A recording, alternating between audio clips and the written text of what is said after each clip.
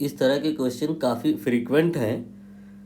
Graph बना करके करना ज़्यादा बेहतर होता है, बट ग्राफ के नाम से डर लगने लग जाता है तो मैं उसे अवॉइड करूँगा। क्वेश्चन रीड कर दूँ मैं।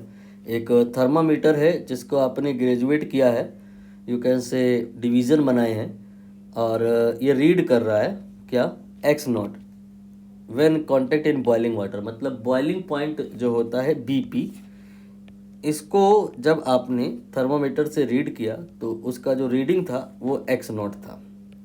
फिर आगे ये कह रहे हैं कि एक्स नॉट बाई 3 आ रहा है, ये तब जब आप इस थर्मामीटर को आइस के कांटेक्ट में लाए हो। तो मतलब ये जो आपका आइस पॉइंट है या जो फ्रीजिंग पॉइंट है, ये एक्स के नहीं, एक्स नॉट बाई 3 के इक्वल हो गया। और ये जो आप थर्मामीटर की रीडिंग्स लिख रहे हो, ये कोई डिग्री सेल्सियस या केल्विन में नहीं है, ये कोई अननोन स्केल है, सपोज एक्स, और इसी एक्स की वैल्यू इस पॉइंट पे एक्स नॉट बाई 3 है और इस पॉइंट पे एक्स है। यहाँ गलती से एफ बी लिख गया है, एफ पी फ्रीजिंग पॉइंट। अब आगे आप रीड करें, इस अननोन स्केल का जो कंपैरिजन है वो डिग्री सेल्सियस से करना है। यहाँ कह रहे हैं टेम्परेचर क्या होगा इन डिग्री सेल्सियस, कब, जब ये आपका जो स्केल है एक्स नॉट बाई 2 रीड करेगा। एक्स नॉट बाई 2 आप समझ गए होगे, इसके और इसके बीच में कहीं पर आएगा। दैट टाइम सेल्सियस में जो रीडिंग होगी, सेल्सियस में जो वैल्यू होगी वो कितनी होगी।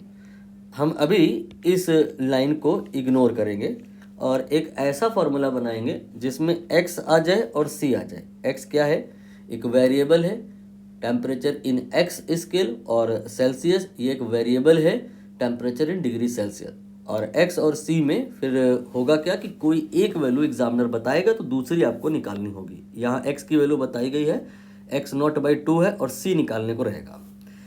अब यहीं जो दो पॉइंट आप बोले हो, freezing point and boiling point, इनकी वैल्यूज़ आप बताएं डिग्री सेल्सियस में कितनी होती है। ये होती है 0 एंड 100, राइट।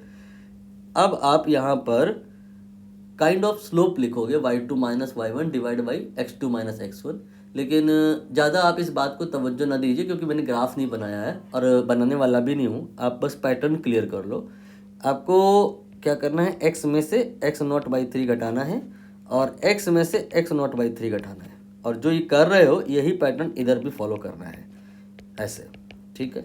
आगे अगर कोई और स्केल होता तो वहाँ पर भी हम इसी प्रकार से अप्रोच करते, इसमें से इसको घटा लेते तो ये आ जाता x minus x not by 3, और फिर डिवाइड में क्या आता, इसके लिए इसमें से इसको घटा लेते तो ये आ जाता x not minus x not by 3। ये आपका लगभग स्लोप के जैसा है, y2 minus y1 x2 minus x1।